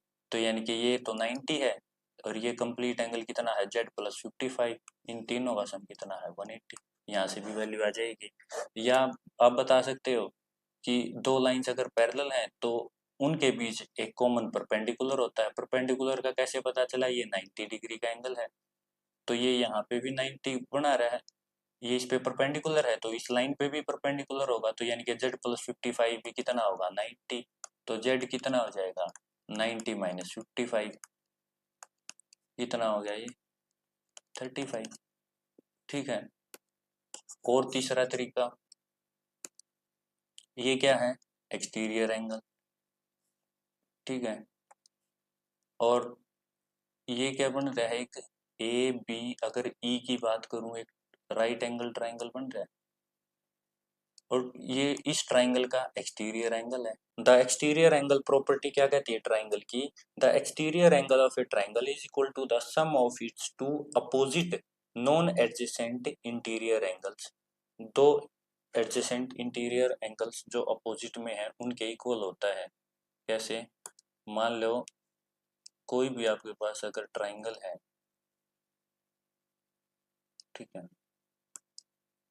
उसका अगर ये एक एक्सटीरियर एंगल है, ये किसके इक्वल होगा? जो दो इंटीरियर अपोजिट एंगल्स हैं और जो नॉन एडजेसेंट हैं इससे। तो इस एंगल, मान लीजिए एंगल 1 है, ये एंगल 2 है और ये एंगल 3 है। तो जो एक्सटीरियर एंगल 3 है वो किसके इक्वल होगा? एंगल 1 प्लस एंगल 2 के। तो इसको हम बोलते हैं exterior angle property of a triangle, जो कहती है कि जो एक्सटीरियर एंगल है ट्राइंगल का वो इक्वल होगा sum of its two opposite non adjacent interior angles. तो ये एक ट्राइंगल बन गया। अब इसका जो ये एंगल है एक्स, ये किसके इक्वल होगा? इन दोनों एंगल्स के सम के बराबर। तो angle x is equal to, एक तो एंगल है 90 और दूसरा कितना है z। x की वैल्यू कितनी आई थी? 125। 90 इधर आएगा माइनस का, इज इक्वल टू z। तो 5 और 12 में से 9 में 3, 35, फिर से 35 आएगा। ठीक है, तो इस तरीके से आप, अगर आपको प्रॉपर्टीज पता है, कंसेप्ट अगर क्लियर है, तो कोई भी प्रॉपर्टी किसी भी तरीके से आप लगा के क्वेश्चंस को सोल्व कर सकते हो। ठीक है, बस आपको प्रॉपर्टीज अच्छे से याद होनी चाहिए।